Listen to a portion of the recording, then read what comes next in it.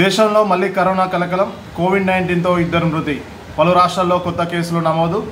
దేశంలోని మళ్లీ కరోనా కొత్త కేసులు కలకలం సృష్టిస్తున్నాయి. కోవిడ్-19తో మహారాష్ట్రలోని ఠాణేలో 21 ఏళ్ల యువకుడు మృతి చెందగా బెంగళూరులోని 84 ఏళ్ల వృద్ధుడు మరణించాడు. మృతి చెందిన ఇద్దరికి ఇతర అనారోగ్య సమస్యలు ఉన్నాయని అధికారులు తెలిపారు. కేరళ, తమిళనాడు, మహారాష్ట్ర, కర్ణాటక, ఢిల్లీలోని కరోనా కేసులు నమోదయ్యాయి. ప్రస్తుతం క్రియాశీలకంగా ఉన్న కేసులో రోగుల పరిస్థితి సాధారణంగా ఉందని, అందరూ ఇంటి దగ్గరే చికిత్స చేయించుకుంటున్నారనేసి అధికారులు పేర్కొన్నారు. కరోనా కేసులపై కేంద్ర ఆరోగ్య కార్యదర్శి సమీక్షించారు.